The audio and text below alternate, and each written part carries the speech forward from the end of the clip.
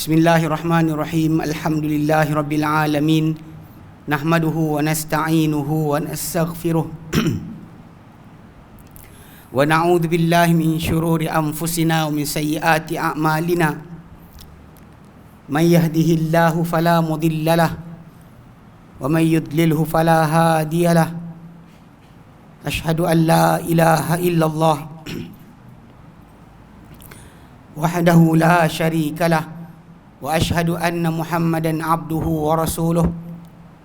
Allahumma salli ala Muhammad wa ala ali Muhammad kama sallaita ala Ibrahim wa ala ali Ibrahim wa barik ala Muhammad wa ala ali Muhammad kama barakta ala Ibrahim wa ala ali Ibrahim fil alamin innaka Hamidum Majid. Rabbi shrah li sadri wa yassir li amri wahlul 'uqdatam min lisani yafqahu qawli. Amma ba'd. Alhamdulillah, kita bersyukur kepada Allah Subhanahu Wa Taala akan dapat kita berkumpul lagi pada malam ni, insya-Allah menyambung kelas kita sebulan sekali, iaitu berkaitan tajuk Manhajut Talaqi wa Istidlal, tata cara penerimaan ilmu dan pendalian agama dalam Islam di antara ahli sunnah dan pelaku bid'ah. Yang mana kita sebenarnya dalam bahagian ketiga daripada tajuk kita, iaitu berkenaan tajuk yang kita bincangkan ni. Kita sebenarnya pada bahagian tentang laluan pelaku bid'ah berkaitan dengan nas. Tajuk yang pertama kita dah habiskan adalah tentang tajuk keadaan ahli sunnah dengan nas. Itu mereka menghormati nas, muliakan nas atau agungkan nas. Kemudian betul faham nas, betul memastikan kesahihan nas, kena betul faham nas. Sedangkan ahli bid'ah pula dia ada 3 usul juga yang bukan sama. Itu mereka menolak dan menentang nas dengan nyata. Kemudian yang kedua kita bincangkan sekarang ni adalah berkaitan dengan memperolokkan atau mempermainkan usul pendalilan syariah. Yang kita dah ambil 6 tajuk. Kita dah ambil 6 tajuk. Yang pertama kita ambil adalah mereka mula sekali beriman Quran tak beriman dengan sunnah. Yang dia kata kami beriman dengan Quran, hadis tak percaya. Kemudian kedua, mereka beriman dengan sebahagian nas tapi tolak sebahagian nas. Kadang satu hadis yang sama, dia ambil separuh, dia tinggal separuh. Okey. Kemudian itu yang ketiga kita ambil itu adalah saya kena recap balik. Berjumpa sebulan sekali ni asyik lupa je. Okey. Yang ketiga kita ambil adalah mereka berbohong atas nama Rasulullah SAW atau tak mengambil berat penyemakan sunnah. Ini kita tahu ahli sunnah digelar sunnah sebab tajuk tu, kerana hubungan mereka dengan sunnah Nabi SAW. So ketiga, mereka bukan setakat tak pastikan, bahkan dengan selamba mereka berbohong atas nama Rasulullah SAW. Yang keempat, yang kita panjang sikit itu adalah mereka keempat dia tak panjang lagi. Yang kelima panjang. Yang keempat adalah menyembunyikan nas. Nas yang ada, kalau tak kena dengan apa mereka bawa, mereka sembunyikan, suruh. Yang kelima, mereka menyelewengkan nas. Mana seleweng tu dia ada 3 keadaan kan. Selewengkan kalimah daripada pengertian, seleweng kalimah tu dengan directly, ubah kalimah tu kalau boleh ubah. Kalau boleh orang tak perasan, ubah terus kalimah tu dari maksud A ke maksud B. Okay, kedua, mereka selewengkan dengan cara alihkan makna, kekalkan lafaz, makna alih. Yang ketiga, gunakan nas tadi bukan pada tempatnya. Tajuk nas tu tentang lain, dibincang tajuk lain. Ini benda yang tak kena selewengkan nas. Dan yang terakhir kita ambil tu, yang keenam adalah berkaitan dengan mereka pendalilan mereka dengan nas bukan untuk sandaran tapi sokongan. Maksudnya mereka dah ada perangai sendiri, cari dalil yang sokong perangai dia. Kita beza, ahli sunnah bila kita contoh angkat tangan. Kenapa angkat tangan? Sebab hadis Nabi kata. Dia bukan kita buat benda pelik kemudian cari hadis sokong. Ada perbuatan mereka macam tu. Bila diorang buat dah perangai tertentu, mereka carilah apa benda yang boleh sokong. Walau tak sahih, walau sumber Syiah sekalipun dia akan ambil. Ini kebiasaan yang kita lihat. Dengan jangan nyata. Baik. Hari ini kita akan masuk pada yang ketujuh, Mursad 63. Siapa ada buku, ni siapa yang tak ada pergi message dengan AJK. Diorang ada salinan PDF dia. Okey, baik. Ketujuh. Mursad 63 ketujuh. Antara perbuatan mereka memperolok dan memainkan nas adalah ketujuh, menolak hadis ahad. Okey, sebelum kita bincang hadis ahad ni, tajuk ni, kita kena faham hadis punya kedudukan. Baik, bila kita menerima hadis Nabi SAW, okay, syarat hadis yang sahih ada 5. Itu pertama, bercantum sanad, jangan putus daripada A ke B, B ke C, jangan putus. Kedua dan ketiga adalah berkaitan perawi, yang kita kata tak putus tu mesti adil. Yang maksud dia saksama. Maksud saksama ni macam Imam Syafi'i rahimahullah punya definisi agak luas sangat. Dia kata orang yang kebaikan lebih banyak daripada keburukan. Kebaikan banyak dari keburukan, orang tu saksama. Jadi para ulama lebih tepat klasifikasikan orang yang saksama, a just person. Orang yang adil ni adalah orang yang tidak melakukan dosa-dosa besar, tidak berterusan dosa-dosa kecil, dan buat perkara merosakkan maruah. Tidak buat dosa besar, tidak berterusan pada dosa kecil. Sebab kita tahu manusia kita kan ada salah dan silap, tapi takkan berterusan, dan tidak buat perkara merosakkan maruah. Ini sifat adil yang boleh dikatakan hampir keseluruhan ulama hadis bersepakat di atas sifat orang tadi. Maksudnya daripada first ke second kita sampai Nabi, orang tadi mesti ada kesaksamaan, atau dalam Inggeris bahasa just.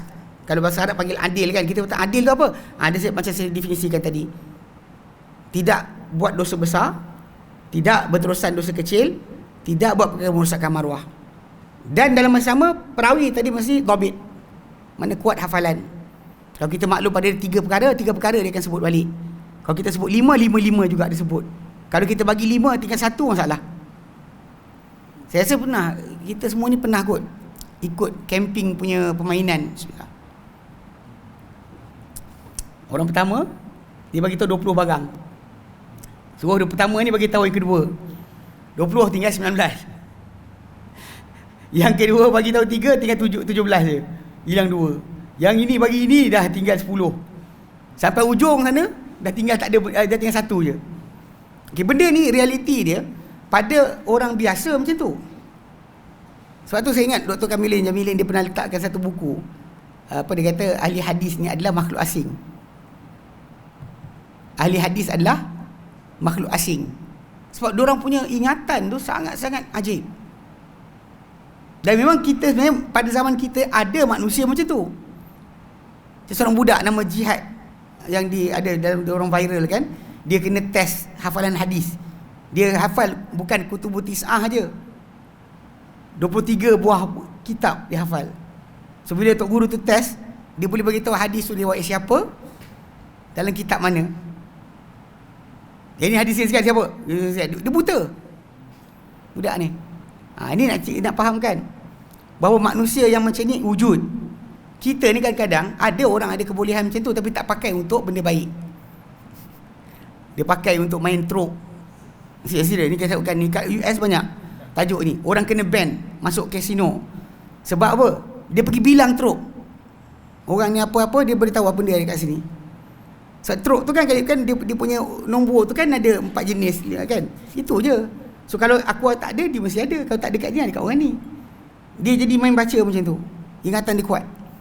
So dia yang judi pun tak bagi masuk. Dan saya ingat ada kawan kita cerita, ada student saya cerita, dia ada kawan dulu yang dia bagi baca buku, baca macam tu je, tutup, dia boleh sebut balik apa dalam buku tersebut. Tapi lah malangnya orang macam ni tak jadi penjaga agama.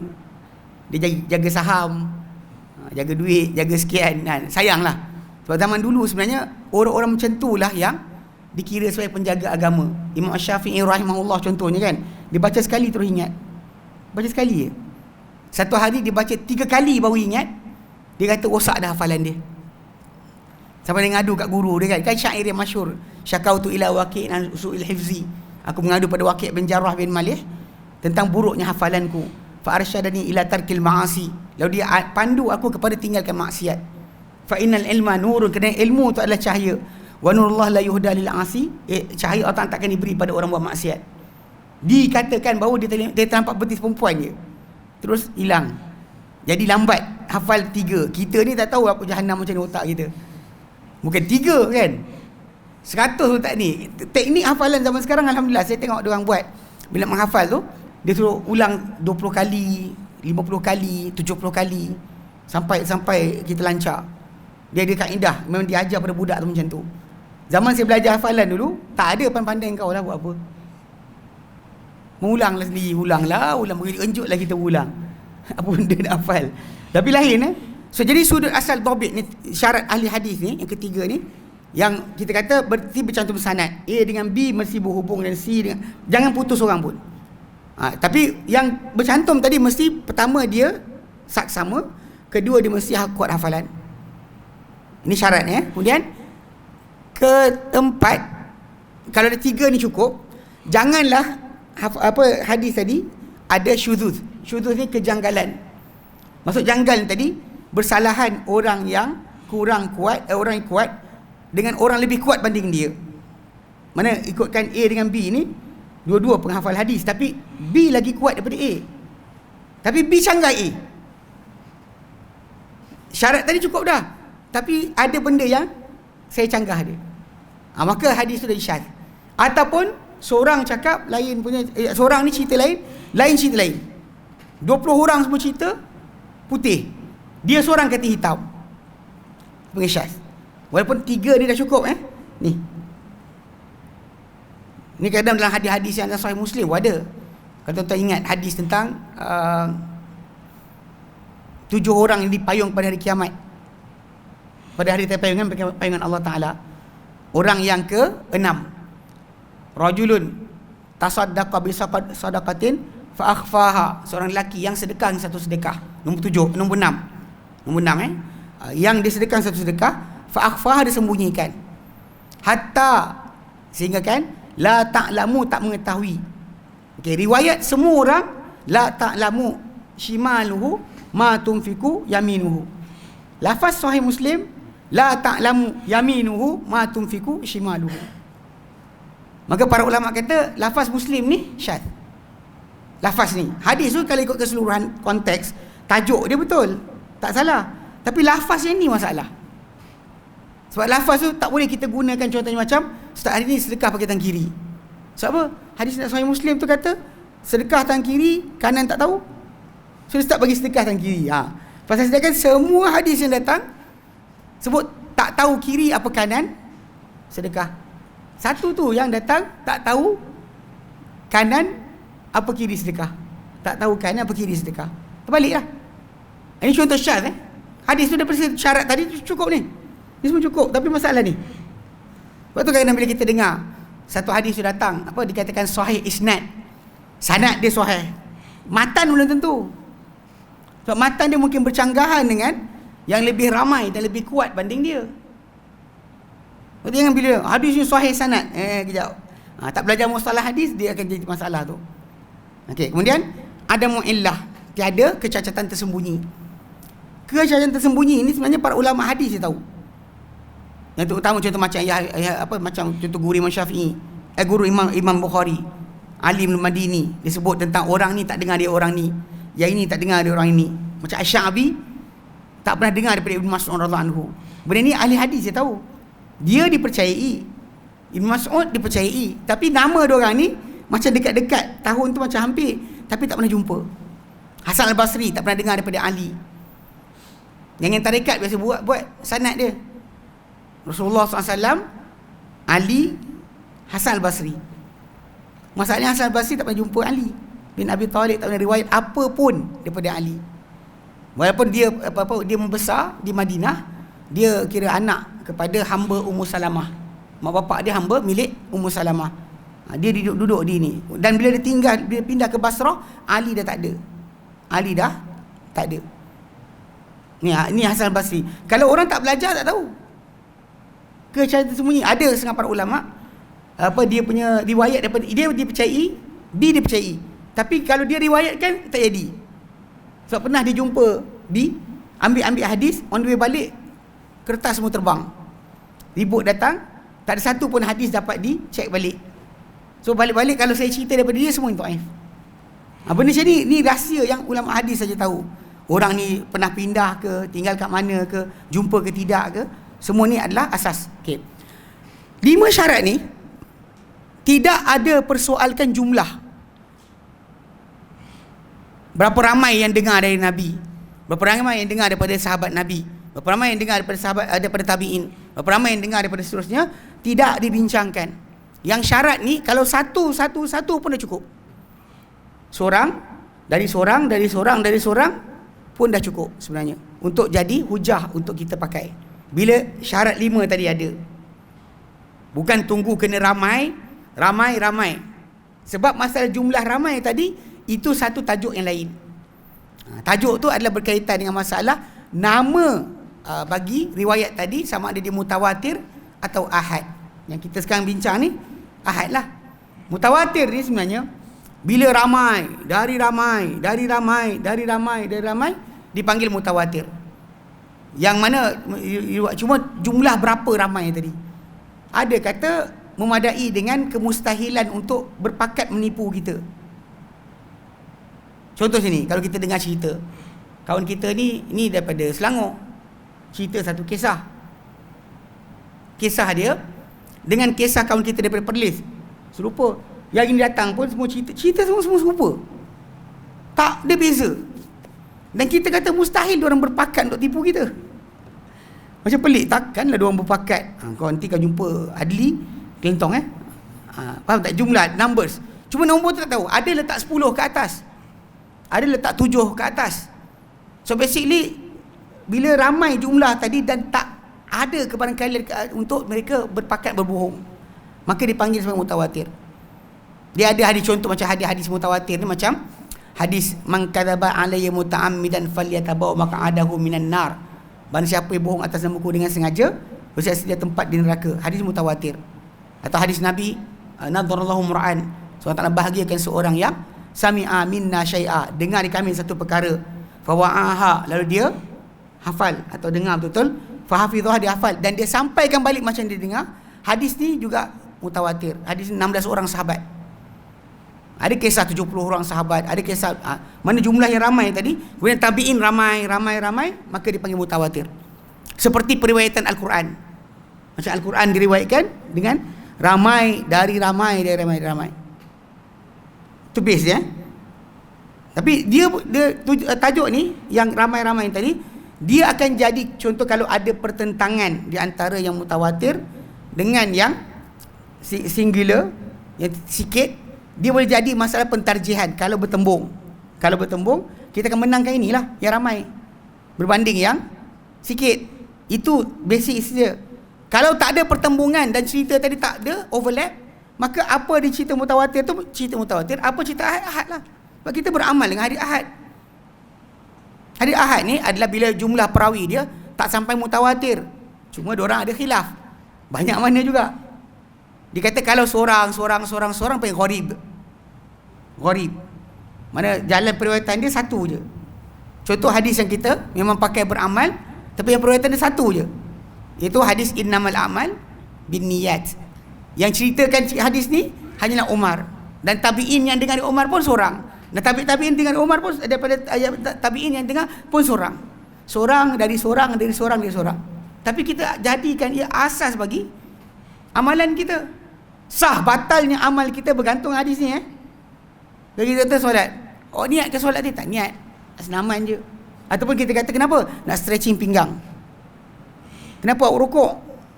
Kenapa buat ibadat? Ada student saya seorang, dia kata apa? Lepas main badminton, pinggang sakit. Lepas tu dia terfikir, biasanya kalau dia solat, dia regang dia punya pinggang tu kan, kerak kan. Lepas tu okey. Lepas tu dia kata saya, Ustaz, saya terfikir kan nak solat, tapi pasal nak regangkan pinggang. Apa hukum solat saya? Saya kata, Kak tak faham kot. Kan? Dia jelas kan, innamal amalu binniyat. Kau niat kita buat benda untuk menunjuk, tak kita nak kata macam Allah Ta'ala kena bagi juga pahala untuk kita. Kenapa buat ni? Nanti orang kata apa pula. So basic dia, memang hadis itu ahad, bahkan gharib. Maksud perawi dia daripada Rasulullah seorang, daripada sahabat Rasulullah seorang, daripada bawah tu seorang, semua seorang, sampailah kepada Imam Bukhari dan Muslim, sampai pada ulama hadis seorang. Tapi masalahnya syarat 5 tadi dicukup. Bercantum sanad, perawi dia adil, dhabit, tak ada kejanggalan, tak ada kecacatan tersembunyi, syarat cukup. Itu tajuk hadis sahih. Bukan masalah ramai itu makin sahih, tak. Semua saya kata, macam para ulama kata, bab ramai tadi akan ada nilai dia bila bertembung. Yang ramai tadi akan dimenangkan banding yang seorang. Itu je lah. Tapi bukan maksud dia hadis ni jadi sahih atau sahih berdasar kepada jumlah yang ada. Salah. Jumlah untuk itu adalah tambahan maksud saja. Tambahan bagi kalau ada pertembungan. Tak ada pertembungan dan hadis itu walaupun seorang cerita kat kita, dia berjalan. Kalau dua orang itu gharib. Kalau dua orang dipanggil aziz. Aziz. Dia dua daripada sahabat Nabi dengar, dua orang dengar. Abu Sa'id dengan Abu Hurairah. Lepas tu bawah dia ada dua orang lagi. Bawah ada dua orang lagi. Dua. Maka dipanggil aziz. Dan sukar nak jumpa. Kemudian yang 3 sampai 9 dipanggil masyhur. Hadis 4 orang sahabat Nabi cerita, 5 orang sahabat Nabi. Bawah dia macam tu juga. Bawah dia macam tu atau lebih. Tapi dikira daripada sahabat Nabi tadi 5. 5. Jadi dipanggil masyhur. Kebaikan hadis bentuk yang ni. Bentuk yang masyhur. 3 orang, 4 orang sahabat Nabi, 5 orang. Itu yang dikatakan sebagai ahad atau mutawatir. Sebelum kita masuk ni, faham tu dulu. Sebab dia bukan masalah kesahihan hadis. Bukan masalah kesahihan hadis. Sebab dekat sini masalah timbul hanya daripada ahli kalam sahaja. Orang berkecimpung ilmu kalam, dia timbulkan masalah ni. Ada Mu'tazilah. Adapun kita ahli sunnah, tak ada masalah. Yang cerita pada kita seorang sahaja pun tak ada masalah. Sebab Nabi dapat wahyu daripada berapa malaikat? Satu je. Nabi datang bawa Islam kepada manusia. Nabi seorang je. Sahabat Nabi hantar ke kampung-kampung. Hantar sini ajak Islam, hantar sini sekian. Nabi hantar berapa orang? Seorang-seorang je. Kalau kita pakai logik geng-geng ahli kalam ni, dia kata kalau seorang tu kebarangkalian silap tu ada. Kalau macam tu kita cakap, nescaya orang kampung yang sahabat Nabi datang dakwah tadi tidak wajib beriman dengan apa dibawa oleh sahabat Nabi. Sebab ada kebarangkalian salah. Betul tak? Jadi tak tegak hujah lah. Sahabat Nabi datang dah ajar Islam, tapi jangan cakap mereka kufur. Sebab baru seorang. Kalau mutawatir 10 orang datang, dia orang reject, baru salah. Tapi ini bukan realiti yang diamalkan dalam masyarakat Islam sejak zaman Nabi. Bahkan Nabi tak pernah ajar macam tu. Dihantar seorang je. Baginda pun datang bermasyarakat pun seorang. Memanglah ada dalam surah Yasin kisah bukan satu kampung 3 orang Rasul. Ada. Allah Ta'ala hantar. Wadrib lahum, bahasa lama Yasin ni tak ingatlah. Wadrib lahum masalan ashabal qaryati iz ja'ahal mursalun. Hadis tu. Iz ja'ahum musnaini, bila datang mereka 2 Rasul. Fa'azzaznahuma bithalithin. Kami kuatkan yang 2 tadi dengan nombor 3 pula. Faqalu inna ilaikum mursalun. Kami untuk korang ni adalah utusan Tuhan. 3 Rasul satu kampung. Bani Israel banyak dapat macam tu. Dan satu masa macam Zakaria, Yahya dan Isa hidup satu zaman. Serentak 3-3. Musa dan Harun serentak. Daud dan Sulaiman serentak. Satu masa tu ada 2 Nabi. Biasa. Tapi kita tengok Nabi Muhammad seorang dia lah. So kalau ikutkan nak ragukan diri, timbullah tajuk nak beriman ke Syekh? Tahu, seorang je. Tak mutawatir lah bang. Betul ke dia cerita entah-entah dia lupa. Dan masalah. Okay, jadi baca hari ni. Baik. Ketujuh, menolak hadis ahad. Mereka tolak hadis yang tak sampai mutawatir. Walaupun sahabat Nabi 3 orang ke 5 orang, tak mutawatir lagi dia kata. Okey. Dia kata, okey, barangkali orang mula-mula menolak hadis ahad adalah secara keseluruhan di dalam akidah dan hukum adalah khawarij. Kalau nak jelaskan ni, sebenarnya paling kalau kita tengok bila kita kaji anti hadis, para ulama kata yang mula-mula sekali dilihat anti hadis ni adalah khawarij. Okay, khawarij ni kalau tuan tengok dalam kitab zakah, kitab zakat dalam Sahih Muslim, tuan akan jumpa kisah bagaimana ketika perang Hunain. Perang Hunain, orang-orang Islam mereka bertempur dengan antara kabilah-kabilah Arab yang mendapat sokongan Rom dan Rom ketika tu. So diorang perang kumpulan ni, dan menang. Dan ketika itu dapat harta rampasan yang sangat banyak. Lalu Nabi SAW mengagihkan harta tadi tidak seperti biasa. Normal pembahagian harta rampasan perang ni adalah Nabi akan pecahkan 5. 1/5 milik Allah dan Rasulnya, yang Nabi akan pecah 5 pula kepada Rasulullah, kemudian zawil kurba wal yatama wal masakin wa bis sabil. Nabi pecah 5. 1/5 daripada 1/5 tu Nabi punya. Okey. Tapi ialah zawil kurba, kaum kerabat Nabi yang tak boleh makan zakat, dia ambil sini. Okey. Kemudian 4/5 lagi pada harta semua sekali akan dibahagi pada tentera-tentera yang hadir dalam peperangan. Yang berjalan kaki 1, yang berkenderaan 3. Yang 3 tu 1 milik dia, 2 milik kenderaan dia. Dalam zaman tu kenderaan makan. Zaman kita minyak. Zaman dulu kan bila unta, kuda, kan, keldai masuk pergi perang, binatang ni dia ada hak. Tu pelik kan, orang kata Islam lah mula-mula sekali sebenarnya beri hak asasi binatang. Binatang tu ikut masuk dalam peperangan, dia dapat hak. So hak dia 2 berbanding tuan dia. Tuan dia 1 je, tapi dapat 3 lah. Sebab memang betul pun binatang ni makan banyak banding kita. Banding kita makan kan. Dan kalau kita masak-masak nasi tu kan, makan-makan, stop dah. Binatang awak bagi makan, dia makan banyak, tak larat.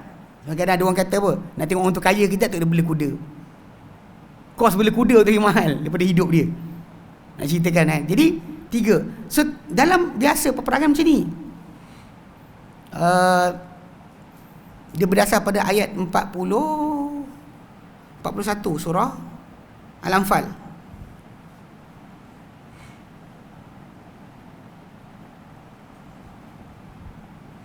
Al-Anfal 41. Nanti buka baca balik.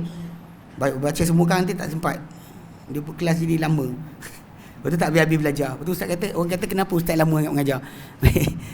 Khawarij okay. So jadi bila baca 41 surah Al-Anfal tu, dan anda akan faham tajuk yang saya kata 1/5 tadi. Yang Nabi akan dapat 1/5, Nabi bagi-bagikan 1/5 pula. Lepas tu 4/5 akan bagi pada semua tentera. Tapi dalam perang Hunain, Nabi tak bagi macam tu. Sedangkan pertempuran berlaku, dia ada satu lagi kaedah pembagian harta rampasan perang yang terpulang pada Rasulullah SAW. Yang ini dalam surah Al-Hashr ayat yang ke-7. Ayat ke-7. Itu berkaitan harta rampasan perang kalau musuh menyerah tanpa bertempur. Musuh surrender. Nampak tentera Islam, musuh surrender. Semua yang ada itu terpulang Rasulullah nak buat apa.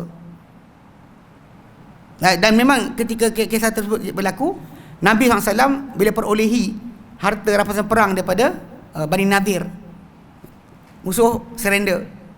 Tahu yang dapat muhajirin dapat semua, Ansar 2 orang je dapat.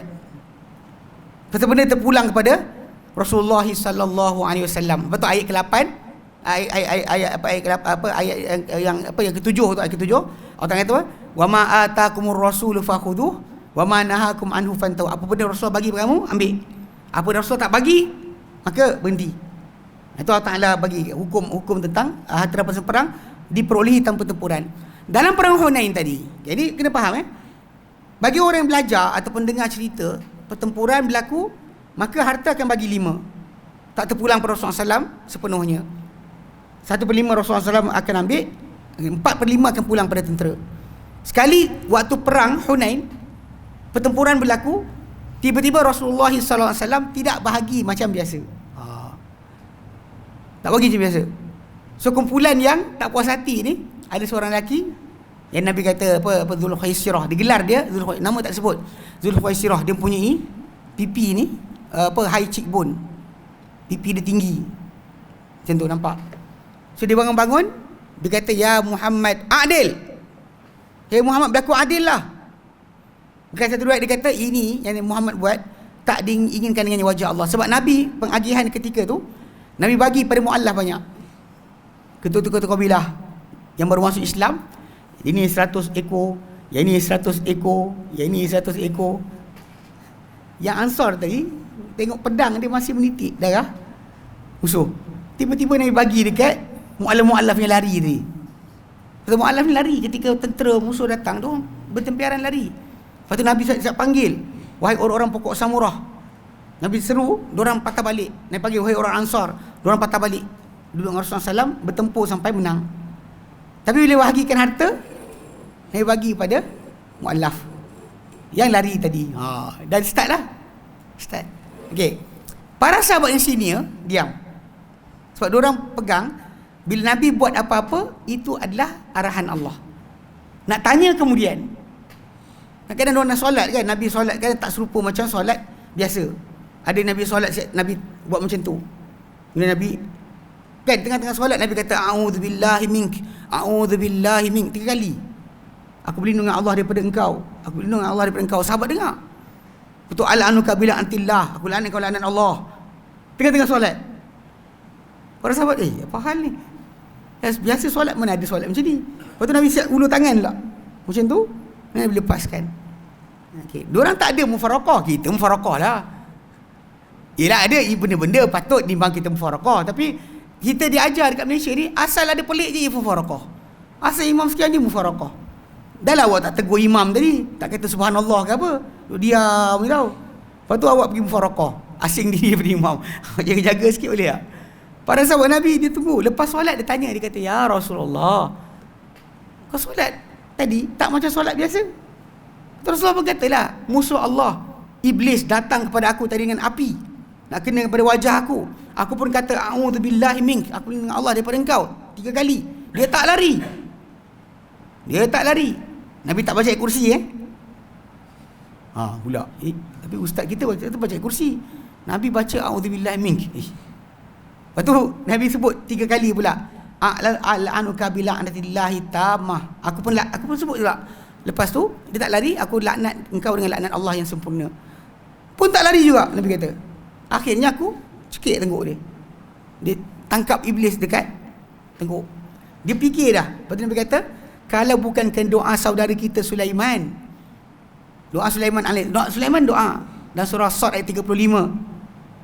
Rabbighfirli, wahai Tuhanku ampunkanlah aku. Wahabli mulkan la yanbaghi li ahadin min ba'di. Kurniakanlah aku kerajaan yang tak harus dapat pada siapa-siapa sesudahku. Dan antara kerajaan yang diperolehi oleh Sulaiman adalah dia menguasai jin. So Nabi pegang dah, tapi Nabi teringat doa tu. Nabi kata, aku lepaskan. Kalau tidak, Nabi kata, aku ikat iblis ni jadi mainan budak-budak Madinah untuk disepak-sepak.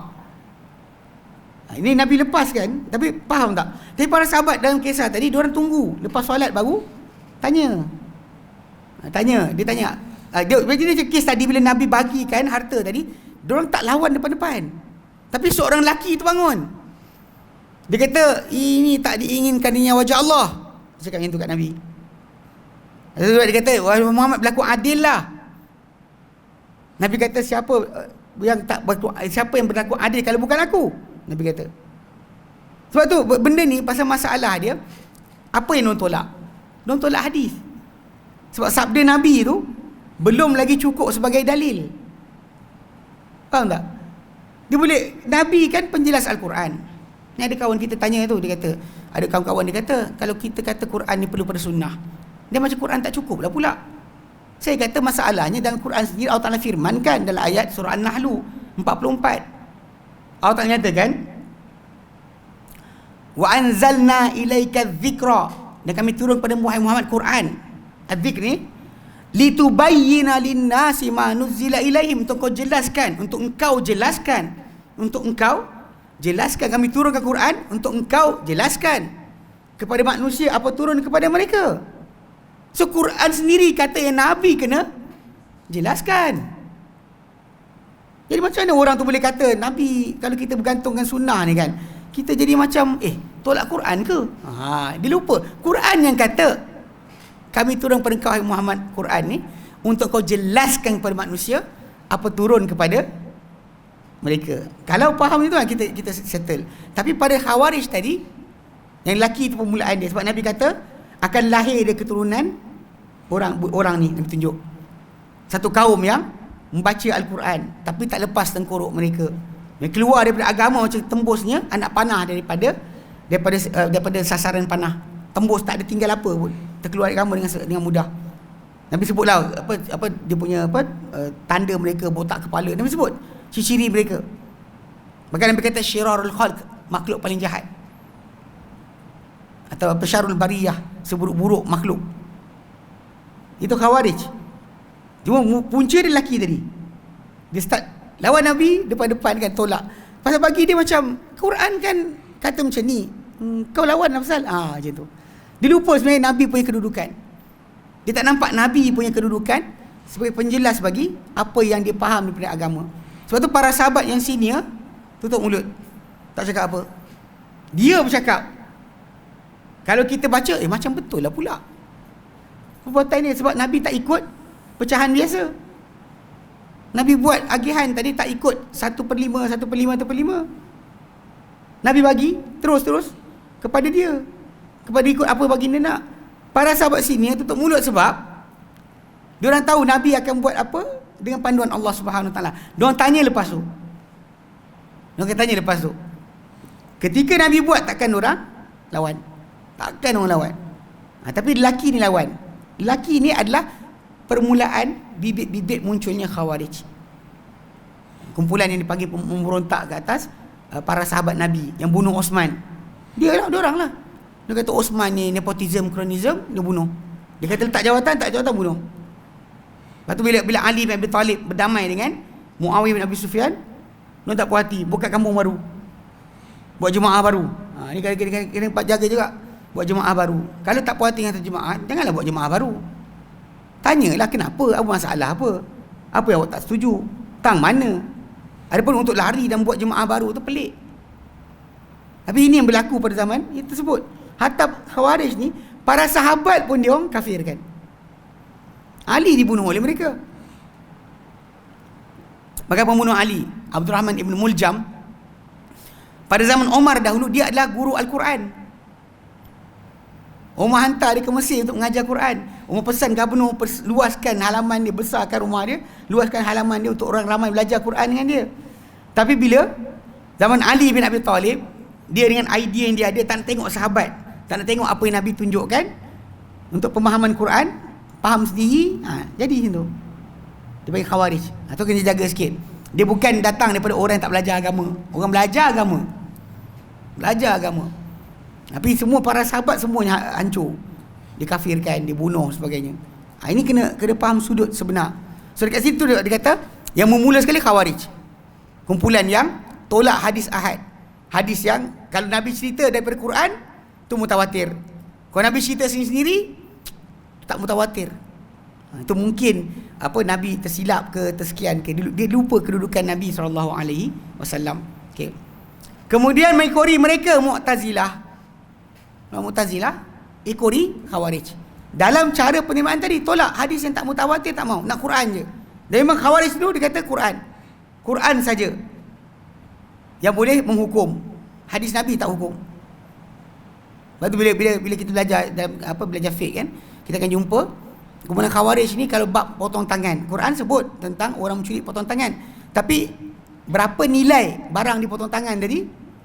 Kita ada nilai di hadis Nabi terangkan. 1/4 dinar atau 1/4 dinar ataupun 3 dirham baru boleh potong. Dia bantai apa? Potong. Sikit ke banyak potong. Apple sebiji potong, telur sebiji potong. Sebab Quran kata pencuri tak terangkan apa yang dicuri, nilai curi tak ada. Tapi bila kita buka dalam hadis ada. Sebab tu bila jadi kita akan nampak kumpulan Khawarij ni ada macam tu sikit. Quran saja, hadis tak ada. Jadi Mu'tazilah pun buat benda sama juga. Alasan dia mutawatir ni bab akidah. Jadi kita dengar dia reject, tolak hadis jariyah, tolak hadis ini, hadis-hadis yang datang tentang sifat-sifat dan nama sifat Allah Taala. Mereka tolak tu atas alasan tak mutawatir. Tak mutawatir. Tak boleh jadi asas akidah. Tapi boleh jadi asas ibadah. Bab ibadat pakai. Bab ibadat nak pakai. Bab akidah tak boleh. Sebab dia kata akidah ni mesti pasti tanpa ada keraguan.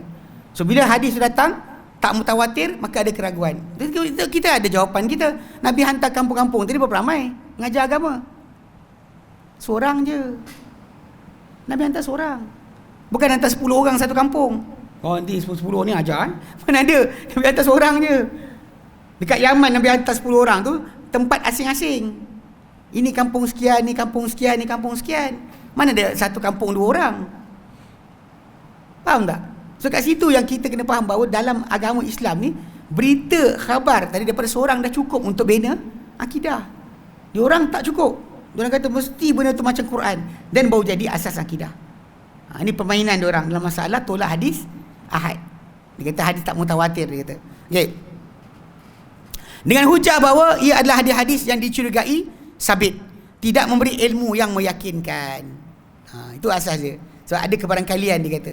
Tapi ulang balik, kalau dia faham macam tu, dan Nabi hantar sahabat-sahabat mengajarkan Islam seorang-seorang di kampung-kampung, maka orang kampung tu tak wajib beriman lah, sebab tak memberikan ilmu yakin. Sebab yang datang hanya seorang. Bila seorang dia jadi ahad. Bahkan gharib kan, janggal, seorang aja. Ini masalah kena jaga sikit, sebab benda ni berlaku. Okey. Dia kata kemudian mazhab ini telah diserap oleh sejumlah daripada yang berkecimpung dalam ilmu kalam, yang bersandarkan kepada hadis ahad dalam masalah hukum, namun menolak dalam masalah akidah. Hukum-hukum je, batal. Oh, ni ibadat ni batal. Ni batal. Padahal semua tu hadis dia adalah ahad. Hatta pengharaman makan binatang tertentu, contohnya macam binatang yang punya taring, kuku kan, hadis tu ahad, bukan mutawatir. Besok kan orang kat sini panggang pula kucing. Kenapa bang? Hadis ahad.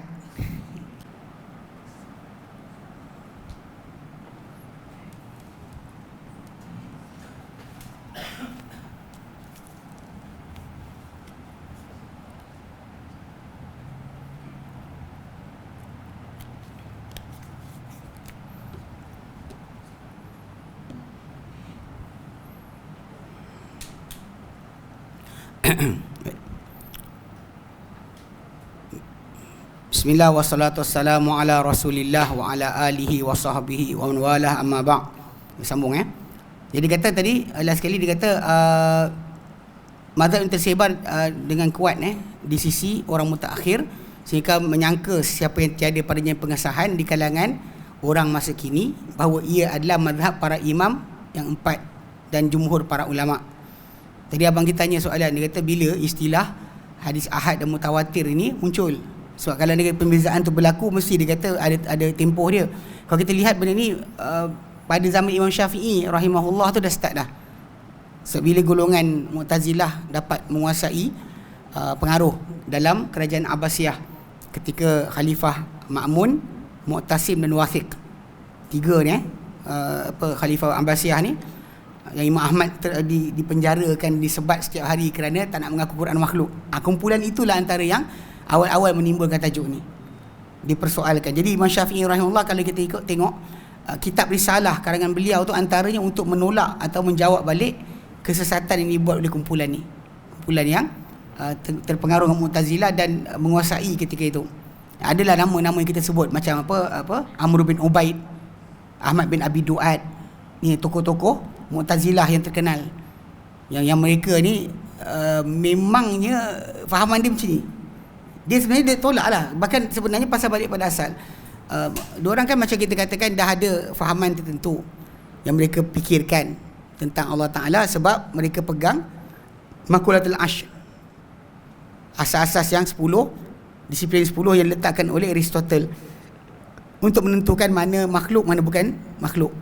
So benda tu yang dipegang oleh mereka, jadi diorang dah jadikan itu pegangan. Sebab kita dengar adakah mereka dipanggil gelaran kepada Aristotle sebagai syekh atau guru kepada mereka. Allah Allah, kita pelik. Aristotle ni bukannya Muslim, dan fahaman dia adalah fahaman akal semata-mata. Bahkan Nabi SAW tak pernah bergantung kepada Aristotle punya fahaman untuk terangkan Islam. Para sahabat pun tak nak pakai.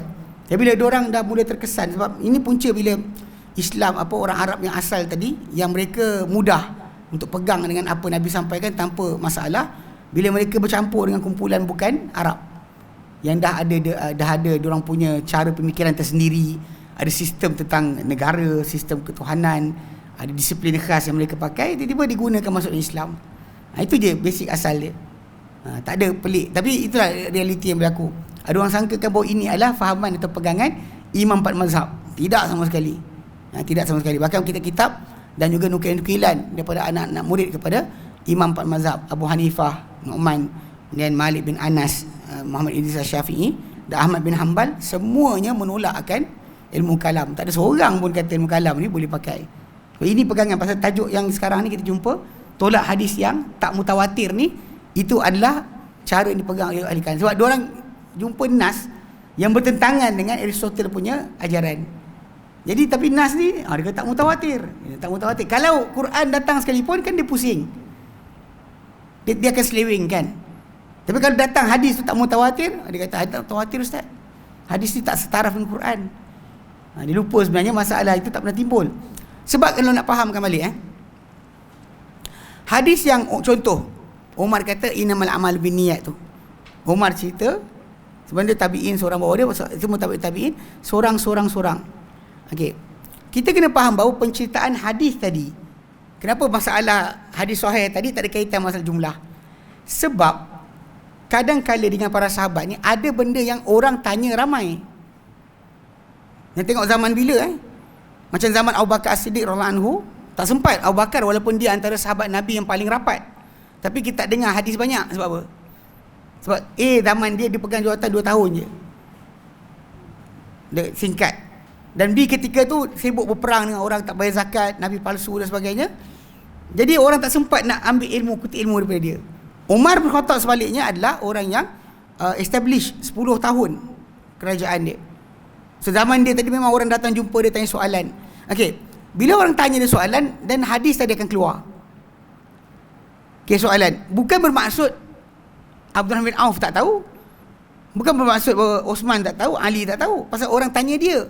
Dia rujukan ketika itu. So tu kadang bila masalah mutawatir tak mutawatir dia tak timbul tajuk lagi. Sebab apa? Sebab tajuk asal pasal mungkin dia orang tanya dia je. Dapat jawapan yang dia, orang tak tanya orang lain dah. Walaupun yang dengar tadi macam Umar katakan bila dia sebut tentang hadis innamal a'malu binniyat tu, dia ceritakan Nabi bukan cerita kat dia seorang. Dia sebut ramai orang. Dia sebut Nabi berucap pada mereka. Maksudnya ramai. Tapi masalahnya hanya dia bercerita. Itu kena faham betul-betul. Mutawatir tak timbul tajuk pun. Sebab tu ulangan tajuk yang mesti adalah 5 syarat hadis yang sahih tadi. Jumlah ramai tak ramai jangan persoalkan. Balik pada asal mungkin benda tu ramai yang sahabat tahu tapi orang tanya seorang saja. Dan lepas dapat jawapan tadi orang tak tanya orang lain dah. Dongker style tanya. Dapat jawapan berhentilah. Sebab ada sahabat Nabi kata aku nampak Rasulullah SAW buat macam tu. Dia diam. Dia tak pergi clarify. Sebab kita tahu sahabat Nabi semua mereka adalah udul. Semua mereka adalah saksama. Tak buat dosa besar, tak berdosa kecil, tak buat perkara merosakkan maruah. Dan masyarakat Islam kita alhamdulillah sampai sekarang masih banyak orang yang ada karakter ni. Masyarakat barat wallahualam lah kan. Masyarakat Islam memang banyak tak buat dosa besar, tak berterusan dosa kecil, tak buat perkara merosakkan maruah. Dalam masyarakat Islam masih banyak lagi. Untuk orang yang tapi tak dobit pula. Ada sikit-sikit, ada ciri-ciri kebagusan dalam masalah akhlak dan sebagainya, tapi hafalan tak kuat. Macam mana? Tak jadi ahli hadis juga. Baik. Okay, jadi kata sini, dia kata dengan sebab ini telah ditolak cukup banyak kepercayaan yang sabit daripada Nabi SAW, okay, di dalam hadis-hadis yang sahih. Datang dengan jelas, tapi orang tolak juga. Okay. Mazhab ini telah digunakan oleh sekumpulan daripada orang-orang jahil, ahli hawa nafsu dan orang zindik untuk menolak banyak makna-makna nas-nas syarak yang tetap. Dengan hujah ia tidak datang dengan pasti. Jangan kita dengar geng-geng ni. Ustaz kata solat 5 waktu. Mana ada Quran? Saya dengar ayat ni. Ayat keluar tu sebab ni lah. Berbasis dia kalau tak ada dalam yang mutawatir, adalah hadis. Adalah hadis, dia tak ada dalam Quran, macam mana kita nak buat? Dia kata. Saya ingat waktu time apa jumpa dengan Kadzab punya pengikut kan. Dia kata nak Quran saja. Okey, saya kata Quran je, jangan lari. Tiba-tiba tengah bercerita dia masuk hadis. Saya kata nak Quran je, ni apa pasal baca hadis ni? Dia terpaksa pegang nak cari hadis. Pasal saya kata nak Quran, kena kita bincang Quran. Apa benda hujah dia, kita jawab dengan Quran je. Tak dengan hadis. Memang anak saudara saya ketika tu ada seorang ikut tu, dia kata dia pelik. Sebab saya tak baca hadis patah pun. Bukan sebab saya tak percaya hadis. Sebab dia kata nak Quran saja, dan Quran saja. Tapi tengah-tengah menggagau tu, dia sibuk nak baca hadis. Dia kata asal baca hadis. Asal baca hadis dia kata nak Quran tadi kan. Stop. Ni kita punya Quran je, jangan baca hadis. Sebab kalau kita bincang hadis lagi banyak nanti longgokkan nanti kan awak tak boleh jawab. Ini pasal masalah diorang. Sebenarnya balik pada asal diorang, alasan dia tadi yang ini Quran ni firm, memang dari Allah Ta'ala. Hadis ni ustaz, dia start kata ni hadis ni entah orang lupa lah, Imam Bukhari lah, memang ada kan. Saya kata ulang alik, ada orang macam tu, orang yang punya hafalan yang kuat macam tu, memang ada. Cuma zaman kita sekarang ni banyak masuk bursa saham, banyak masuk ekonomi, masuk sekian, tak jaga agama. Zaman dahulu semua orang ni genius ni jaga agama. Itu kadang-kadang kita pelik kan, kenapa kita kena urusan agama ni ini susah. Sedangkan agama tu mudah. Jadi jangan salahkan siapa, salahkan anda sendiri. Sebab anak pandai, awak hantar jadi engineer, jadi pilot, jadi apa. Anak tak pandai, awak hantar sekolah agama. Lepas tu dapatlah pegawai agama yang grade D, E dan F. ABC mana? Nuh. Jadi kapten, jadi ini, jadi itu. Awak jangan salahkan orang. Tapi betul realiti dia. Patah balik kepada ulama-ulama hadis dahulu, ulama-ulama fiqh, kan, ulama tafsir. Dia orang genius. Ahmad bin Hanbal hafaz hadis dengan 2 juta hadis. Dengan sanad sekali. Awak ingat kepala siapa macam tu? Kita zaman tu tak ada komputer kan. Kita sekarang ni buka je. Saya lupa ayat. Nampak tak? Jadi orang-orang macam tu wujud. Cuma kita sekarang ni ada, cuma kita pakai ke arah jaga agama. Dapatlah pegawai-pegawai yang pelik-pelik. Bila anda susah, jangan salahkan siapa, salahkan diri sendiri. Sebab saya zaman 80-an dulu, sekarang mungkin bertukar dah. Zaman sekarang sekolah agama ni elit. Sekolah-sekolah mahal, 1,000 sebulan bayar pun ada. 1,000 sebulan, 2,000 sebulan pun ada. Zaman dulu 80-an saya ingat sekolah agama ni tempat buangan orang tak pandai. Anak tak pandai je kan, akademik campak sekolah agama. Sebab saya ingat dulu adalah seorang akak tu, dia kata, ustaz, anak saya ni kan tak pandai akademik lah, sekolah agama mana saya nak hantar? Saya kata dengan dia, akak ingat apa? Sekolah agama ni untuk buangan orang bangang. Akak ni berbaik sikit. Bukanlah dia tak pandai. Iyalah, bukan tak pandai akademik. Awak pasal belajar agama. Ingat senang ke belajar agama? Belajar bahasa Arab. Siapa ikut belajar Arab kat sini? Angkat tangan. Aku kata semualah dah masuk kelas. Siapa dah pandai baca kitab? Dia cakap, semua senyap. Arab susah kot. Bahasa Arab ni disiplin paling ketat, yang tak boleh kita pusing-pusing suka hati kita. Nak baca satu kalimah tu kena betul, Muhammadun ke Muhammadan ke Muhammadin. Bukan main suka-suka Muhammad mati hujung. Dia panggil apa? Sukun atau mati. Kalau orang cakap Arab, dia mati semua. Ana urid an adhab. Dia mati je kan. Ini panggil keldai orang bodoh, orang tak pandai bahasa Arab. So keldai rempuh je. Semua dia macam Arab ni tak. Dia ujung kalimah tu penentu. Dan dindun kan, Muhammadun ke Muhammadin ke Muhammadin. Dia kan mana suka hati. Orang Arab belajar tasrif lagi, orang lari sorof kan. Katabu. Ustaz, ya pasal lah katabu ni kan. So ini saya nak fahamkan. Betul, awak hantar orang D, grade D, hantar pergi belajar agama. Dia tunggu 30 tahun akan datang, dia jadi pengarah ke dia sekian. Awak rasakanlah tindakan anda sendiri. Tapi zaman sekarang insya-Allah terbalik dah. Banyak yang belajar agama ni dihantar daripada orang-orang yang pandai-pandai, sekolah yang bijak, yang banyak orang macam tu, kesedaran, alhamdulillah. Tapi zaman dulu saya kutuk je selamba saya cakap yang tu. Mak bapak macam kan kata. Tapi memang sungguh, saya sendiri taklah dibuang sekolah agama kerana saya bangang. Sebab bapak saya hantar saya sebab dia takut saya jadi liar. Liar saya pun bukannya pasal pergi mengayau masuk wayang, tak, pasal raya. Saya besar di Kuala Lumpur. Liar yang bapak saya risau tu, saya lagi ayam. Hobi saya duduk belakang rumah, tengok ayam, pegang ayam, belai ayam, mandikan ayam tu, kahwinkan ayam. Jadi masalah tajuk tu.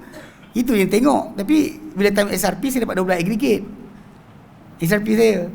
Tapi saya tak kerti balik daripada sekolah tu. Nak balik ke KL, saya tak reti. Takut daripada keluar Pudu Raya tu, pergi Lebuh Ampang tak reti. Badan dekat je kan. Tak reti, tak balik lah. Kawan-kawan semua balik. Yang dapat nak masuk tingkatan 4, tinggal sekolah. Saya sekolah Arab kan, tak nak masuk. Dia kata, dapat masuk tingkatan 4, balik. Kita duduk lah kat sekolah tu. Kawan-kawan yang lain pula rasa, kau dapat RM12 balik lah. Dia suruh kita balik.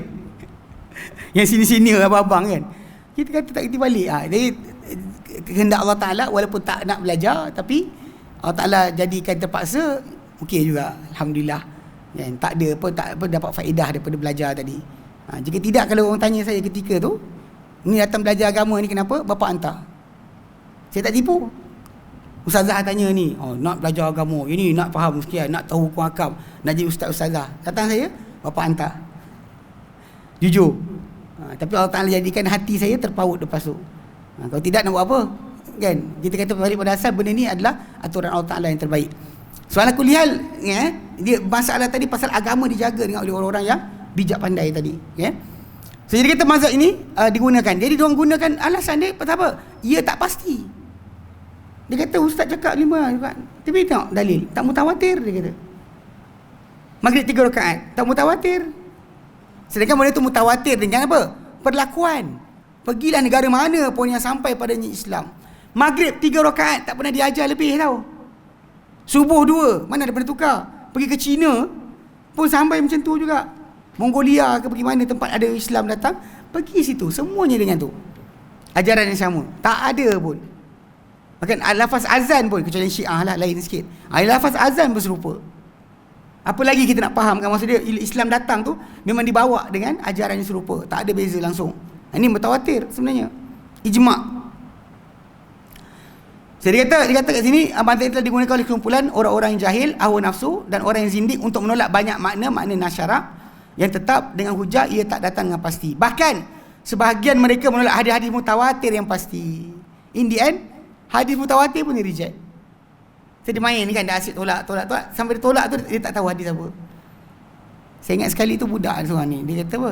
Dia kata kalau dengan qasidah tak boleh, dengan qasidah duduk ramai-ramai dengan qasidah anak-anak tak boleh, then dengan hadis pun tak boleh dia cakap. Saya baca pada dia hadis yang apa yang Nabi kata, naradallahu mura'an, SWT bahagiakan seorang yang sami'a minna syai'a, dengar dari kami satu perkara, fawa'aha, dia dengar, dia berikan tumpuan, fahafidhaha, dia hafal, fa'addaha kama sami'aha, dia sampaikan macam ni, dia dengar. Nabi kata ini galakan hadis, galakan mendengar hadis, galakan untuk mendengar hadis. Saya kata, saya baca kat dia, dia macam dia terpana lah, pasal dia duduk pegang, dia nak gunakan hujah. Kalau dengar qasidah tak boleh, dengar hadis pun tak boleh dia. Saya kata dengan dia, ini hadis ni. So dia kata, hadis mana? Saya kata hadis ni mutawatir, 16 orang sahabat. Dia pun tak tahu. Dia tak tahu. Padahal sebenarnya dia sibuk kononnya belajar, datang pergi daurah hadis kan. Hadis yang simple macam ni pun dia tak tahu. Sebenarnya hadis ni, kalau siapa-siapa belajar jarh wa ta'dil, ini antara hadis yang akan dibincangkan tentang galakan untuk mendengar hadis. Dan Nabi betul larang para sahabat tulis, tapi Nabi suruh mereka sampaikan balik apa mereka dengar dengan hafalan. Tulisan Nabi tak bagi, takut tercampur dengan Al-Quran. Tapi Nabi suruh sampaikan hadis tadi. So mendengar hadis tadi adalah di antara perkara yang mesti dibuat. Sepelik dengan ni cakap, hadis mutawatir pun dia reject. Dengan sifat, dengan hujah, sifat mutawatir hadis-hadis berkenaan tak sabit di sisinya. Hadis mutawatir pun dia masih lagi reject. Suka hati dia je, sebab tak sabit. Ni macam juga yang kes apa, ijma' para sahabat dan Nabi SAW merejam orang yang berzina, yang telah berkahwin. Yang kita dengarkan ada seorang ustaz pelik, dia kata benda tu tak ijma'. Kita tanya, Nabi buat, sahabat buat, ijma'? Tak ijma'. Sebab diorang tak kata ijma'. Sejak bila ijma' tu datang dengan lafaz? Ijma' tu dengan perbuatan mereka semua sekali, itu maksud dia ijma'. Tiba dia kata macam, tapi Nabi tak kata ijma'. Kau biar benar. Ni masalah kan, lagi jumpa dengan geng-geng ni, hilang kesabaran sikit lah. Kadang suara kita tinggi, orang kata kita macam kasar kan. Dah macam orang nak jatuh gaung. Awak jerit ke awak panggil baik-baik? Orang nak jatuh gaung. Nak jatuh gaung ni, awak panggil macam mana? bang, jangan lari. Mana ada kau jerit kat orang tu. Ni nak ceritakan seriusnya benda yang dicakap tu, tapi dia kadang tak sedar. Dia cakap je. Kan ini pelik. Dia kata apa? Sehingga kan itu menjadi tangga bagi golongan zindik dan sambil lewa, sehingga kan menjadi ruang bagi mereka, untuk mereka bagi menolak semua hadis yang datang bertentangan dengan usul-usul mereka, dan apa-apa yang hawa nafsu mereka berada pada di atasnya. Tolak solat 5 waktu pun dia solat, tolak in the end. Selamba je. Sebab apa? Sebab dah asas dia dan Quran tak ada. Quran mutawatir. Hadis tu sebut 5 waktu, tapi hadis tu tak mutawatir. Kan as-salatul khams kan, solat 5 waktu kan disebutkan. Bila Nabi kata apa? Bunyal Islamu ala khamsin, dibina Islam atas 5 perkara. Syahadati alla ilaha illallah wa khamsu salawatin fi yaumin wa lailah, 5 solat sehari semalam. Nabi sebut yang tu. Nabi kata ni hadis. Quran ada. Ini bahaya, tapi orang tak perasan. Benda macam ni lagi bahaya daripada orang pakai songkok pergi masuk pakai baju tak elok dalam fashion. Kadang orang kita tak faham benda ni lagi dahsyat, bahaya dia. Tapi tersebar, bergerak. Saya macam geng apa yang saya sebut tu yang hadi minallah tu kan. Saya pernah ada kaunseling dengan suami isteri. Isteri dia mengadu suami dia ikut ajaran tu. Ketika tu belum lagi diisytiharkan sesat, sebab belum peluk perempuan depan-depan. Kalau kes peluk tu tak jadi, orang tak cerita pun, kita dah maklumkan dah benda ni. Di antara benda ajaran dia awal mula adalah tak makan daging. Daging ni kotor, berdarah sebagainya. So nak bersih jiwa, tak usah makan daging. Bini dia suka makan daging, anak-anak makan daging, dia diarahkan jangan makan daging. So lepas tu datang dekat office tu, waktu datang ke Al-Khadim, so tajuk dia adalah, dia kata bini dia kena taat kepada kata-kata dia. Saya kata betul, tapi bukan pada semua perkara. Benda yang macam ni bukan makruf. Benda makruf dia kena taat. Benda tak makruf macam kes makanan. Dia suka makan, kalau makan tempoyak, takkan nak haramkan bini makan tempoyak. Ini bahkan daging tu Nabi makan, saya kata. Dia alasankan kerana benda tu darah. Jadi kita kata darah yang diharamkan adalah darah tumpah ketika sembelihan, bukan darah dalam daging dan tulang. Bahkan dalam hadis Nabi, Aisyah kata Nabi pernah gigit daging tu, nitis darah. Orang kita buat macam tu KFC, campak terus. Saya pernah makan, ada adik-adik saya, dia makan KFC kan, kap. Lepas tu darah terus, dia lepas terus, campak terus. Padahal tak ada masalah pun. Dia kena ingat darah yang dalam daging, dalam urat, dalam tulang halal.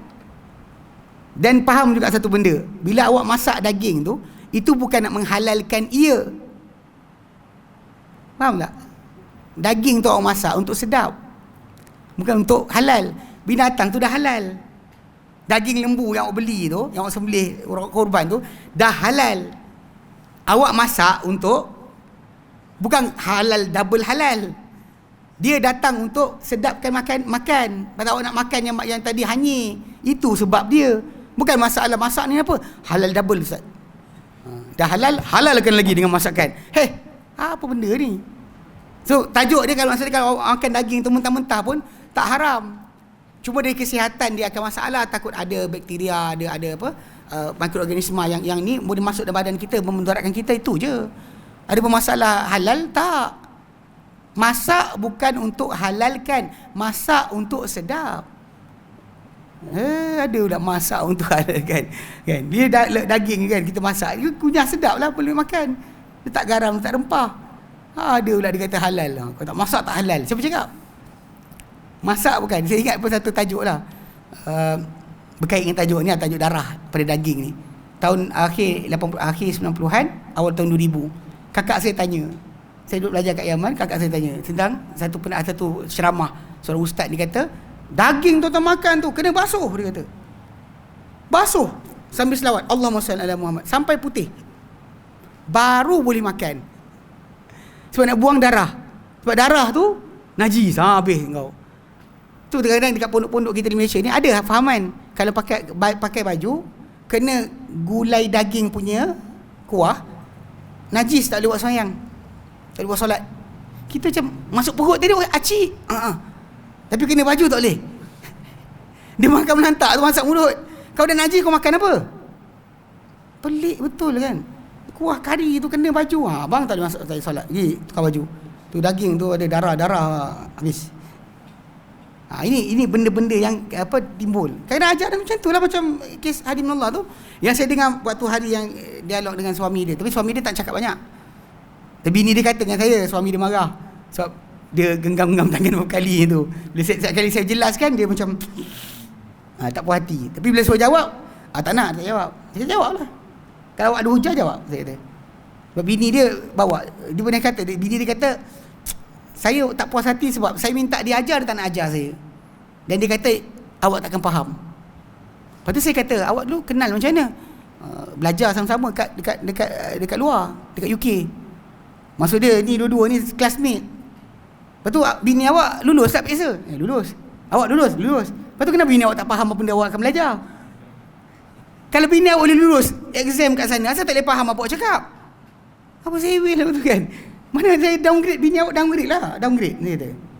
Kalau bini awak boleh belajar sampai duduk satu universiti dengan awak, dia pandai, asal tak boleh faham apa benda awak nak ajar? Ajarlah.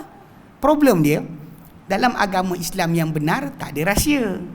Dalam agama Islam rekaan, yang kumpulan ajaran sesat ni buat, ada benda-benda tak boleh cerita kat orang. Itu sebab dia tak boleh cerita kat bini dia.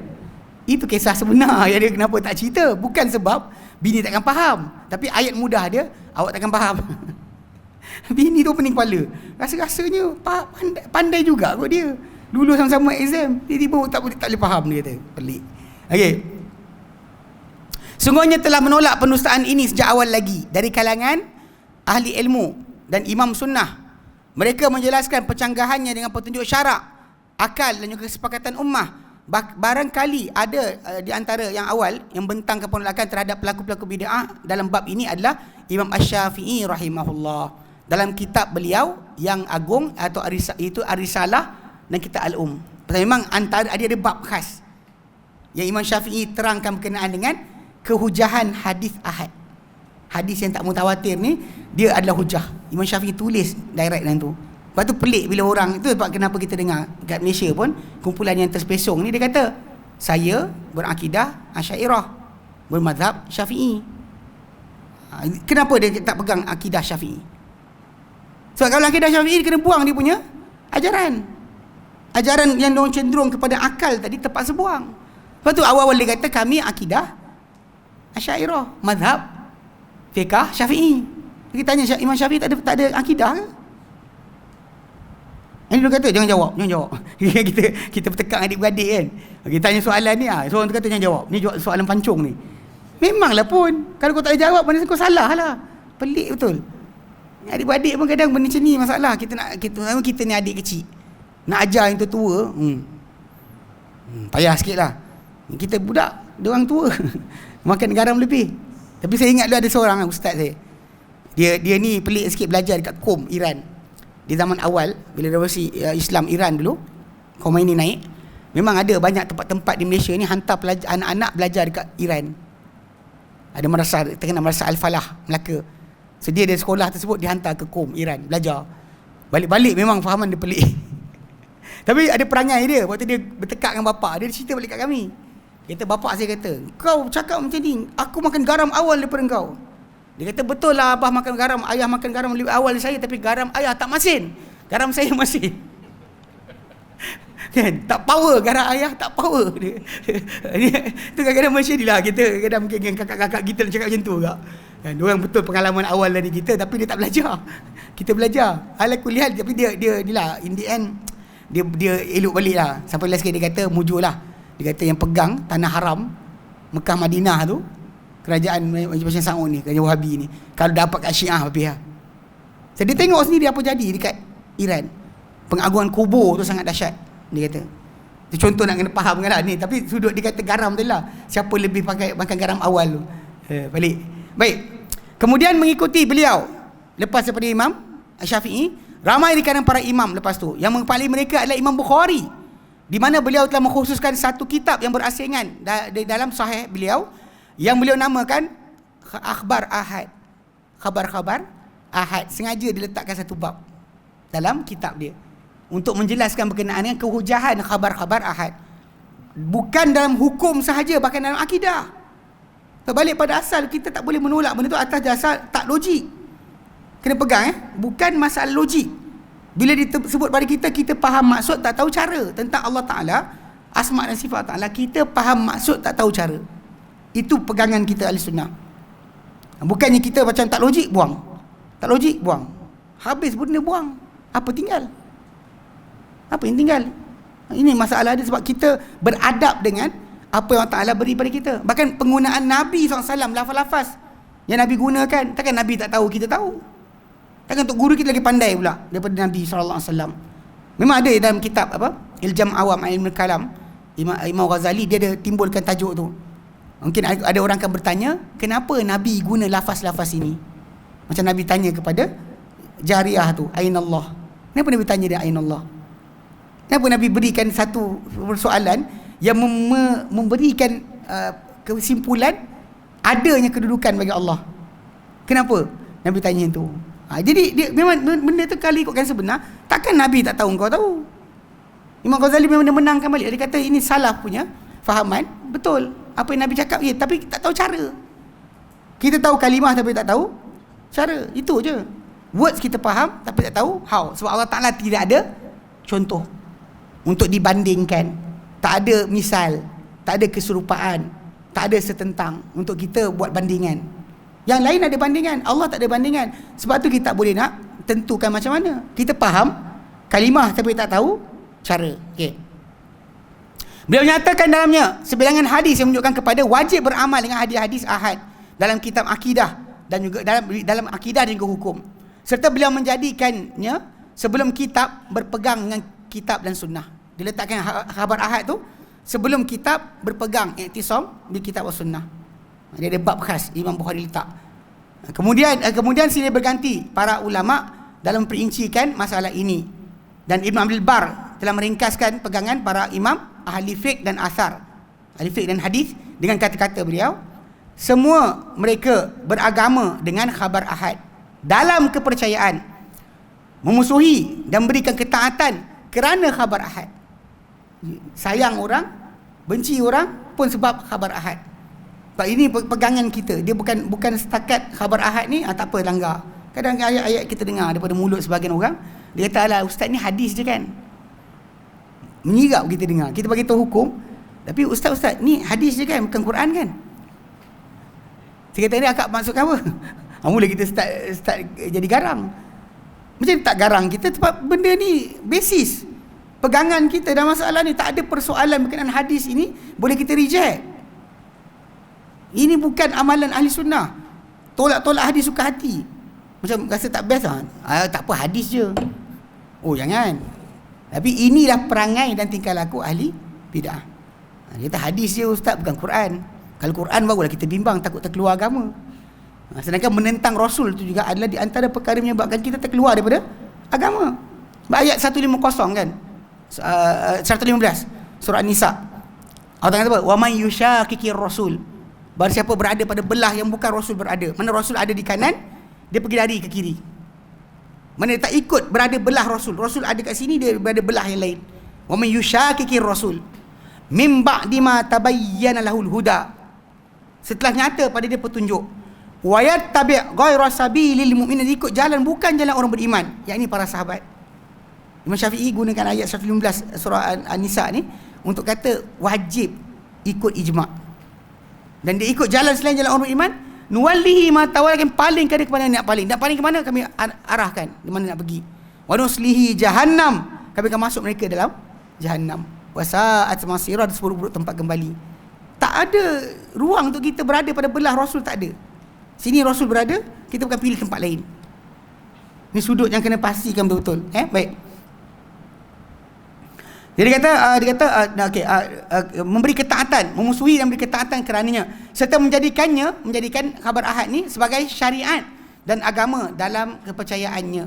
Okey, di atas itulah kumpulan ahli sunnah. Kalau awak kata ahli kalam, ya, diorang tak pegang dengan khabar ahad. Alasan dia khabar ahad ni tak memberikan ilmu yang yakin. Dia ada keraguan sikit. Itu asal dia. Bila tanya kenapa bab hukum jadi, bab akidah lain, dia kata. Akidah mesti mutawatir semua. Astagfirullahalazim. An-Nawawi berkata, Imam An-Nawawi berkata, berpendapat Qadariyah, Rafidah dan sebahagian ahli zahir bahawa tidak beramal, bahawa tidak wajib beramal dengan khabar ahad. Dia kata Qadariyah, Rafidah, Syiah dan sebahagian ahli zahir berpendapat bahawa tidak wajib beramal dengan khabar ahad. Kemudian ada di kalangan mereka berkata, menghalang daripada beramal dengannya dalil akal. Kenapa tak boleh pakai khabar ahad? Bukti akal.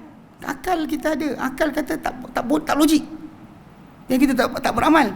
Dan ada di kalangan mereka yang berkata dihalang oleh dalil syarak. Apa dalil syaraknya? Kalau dalil syarak ada dua, hadis itu ada dua. Ada dua. Satu A, satu B. Di sini khilaf. Kalau dua-dua mempunyai kesahihan, syarat kesahihan, dan ada khilaf. Maksud dekat sini ada percanggahan dan kita terbuka untuk memilih salah satu di antaranya atau memilih yang terkuat di antaranya. Tapi kalau yang ada tu hanya hadis sahaja, awak nak datang mana lagi? Dalil syarak kita tahu dia punya kedudukan. Kalau akal kita gunakan untuk menolak syarak, mana boleh?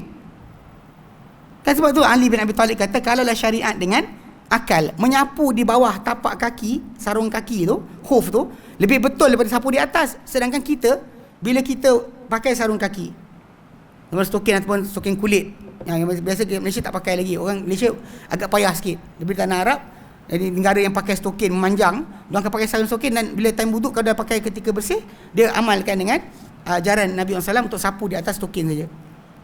So jadi sapu bukan bawah tau. Awak pijak macam ni.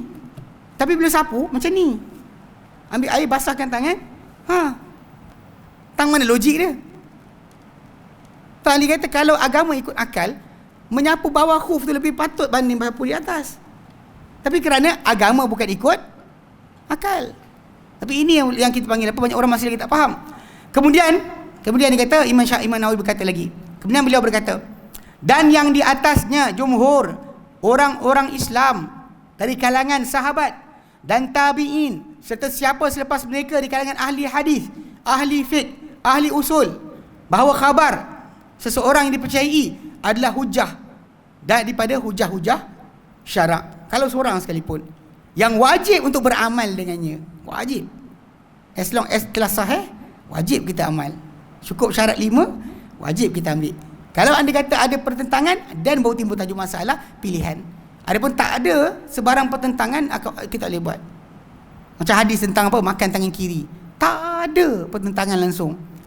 Tapi ada orang kata macam, tapi lah ustaz, zaman kita sekarang ni kan, protokol ni kan, protokol hotel, protokol makan cara barat. Dia kan benda tu apa, pisau duduk kanan, garpu duduk kiri. Pisau duduk kanan, garpu duduk kiri. Jadi dia akan potong-potong itu. Dia kata ini protokol.